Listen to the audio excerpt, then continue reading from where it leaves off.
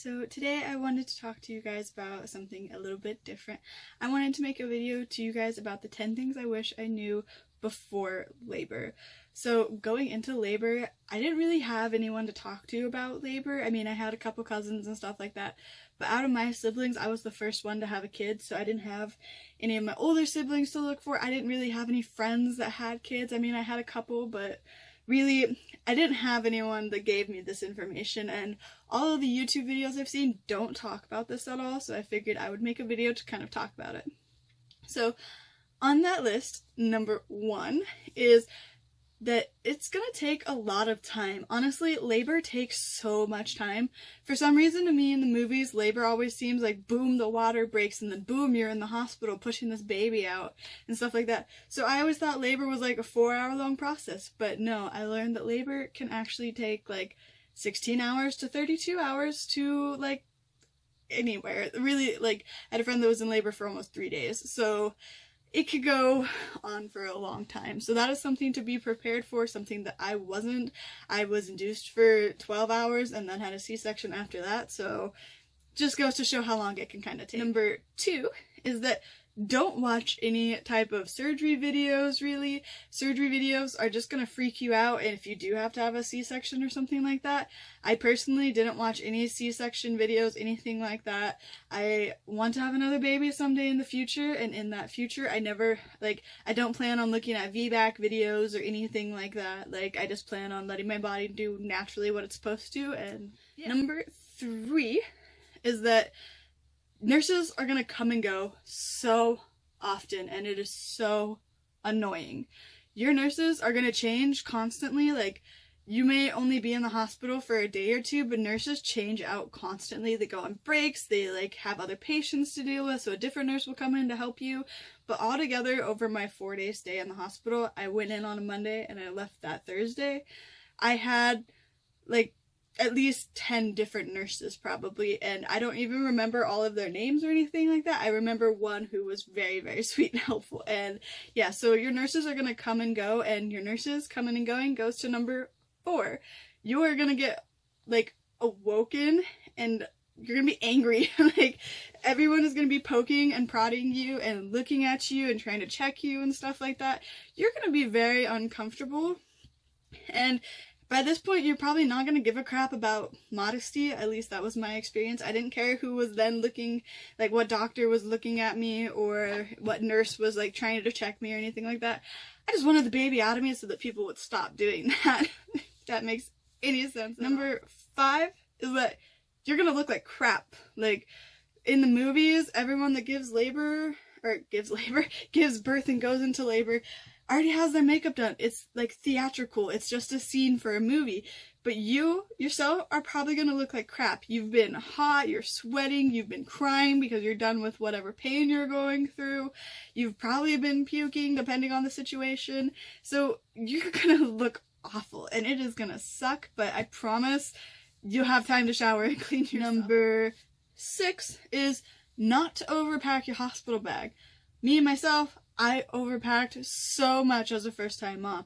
I had a big like baby bag for my baby. I had a big baby bag for me. I had a backpack for my husband. I had my nursing boppy. I had my own pillow. I had a million different things that I didn't need. I brought like 10 different outfits. I brought diapers, like a whole bunch of stuff that I didn't even need that I thought I did. So definitely don't overpack. Ask your hospital what type of stuff they offer and stuff like that. Which leads me to number 7. Do the hospital tour. The hospital tour will usually tell you what your hospital does and does not provide for you during labor and after birth for postpartum and stuff and for your baby. And so my hospital, they gave you like a package of Pampers, diapers, and we had wipes and like multiple hats and stuff like that. So that's stuff my hospital offered, and I didn't even do my hospital tour, so I didn't know that they had that, which is why I overpacked.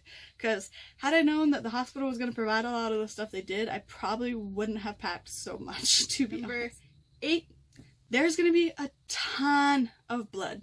Like, I don't say that with excitement, I just say it in a grossed out kind of way. There's going to be a ton of blood. And blood is not like the most fun thing to deal with, but there's going to be a ton of blood that you're going to have to deal with. Whether you have a C-section or you have a vaginal birth, a lot of blood comes with either.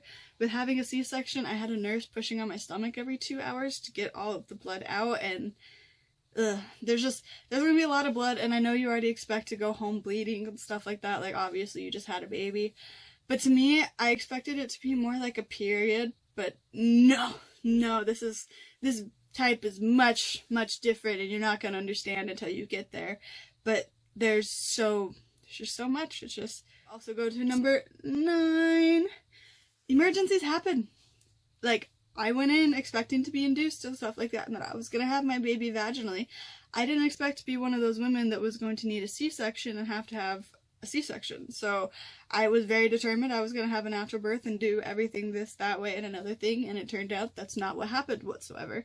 And so prepare for emergencies. Prepare yourself mentally. You don't have to prepare yourself physically for, well, I mean you do, but prepare yourself more mentally for either outcome. Don't completely shut off of a C-section from your birthing experience, because if you do, if it comes down to that point in your labor and you need a section, you're going to be a million times more scared about having a C-section. And so if you don't cut out that like option in your brain already, when it comes down to it, it'll be a lot more comfortable of a decision for you to go with.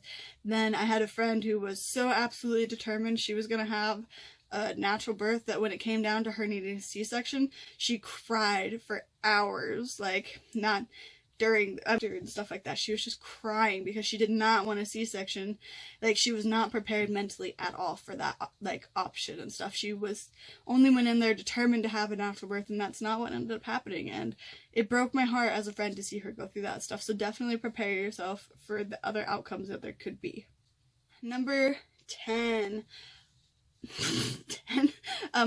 Unsolicited advice from nurses and your family members and everyone you know is going to suddenly start when you're in labor. There are going to be people that give you annoying comments throughout your whole pregnancy, but when you're in labor is really when all of the annoying stuff starts coming out.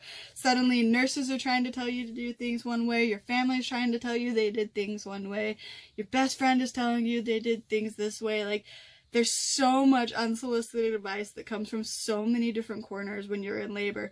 Some people, it's just ridiculous the amount of unsolicited advice that you go through. And so definitely keep strong, thank people for their opinions, and then just take them with a grain of salt. Like, obviously you can scream and yell if you want to, if you're that type of person, but I don't know.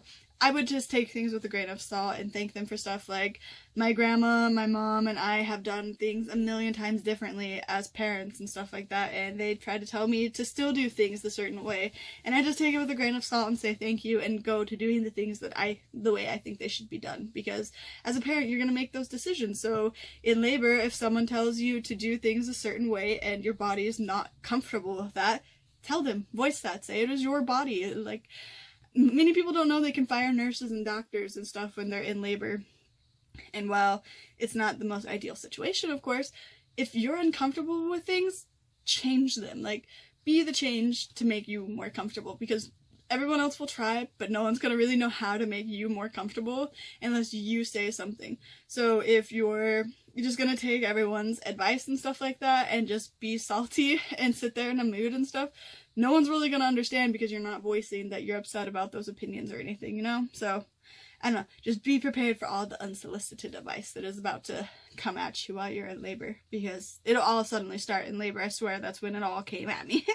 But yeah, thank you guys so much for watching. Hopefully this video helped you out just a little bit and gave you a little bit of more, something to picture for the experience, gives you a little bit more comfort knowing what you're about to go into. These are things that I thought I would talk about that I haven't seen anyone else talk about in videos. So again, these are all just my own opinions based off of my own experience. Take things how you want them. Things might be different for you. If so, awesome. If not, I'm sorry. But yeah, I hope you guys all have a great day, and I'll talk to you later. Bye.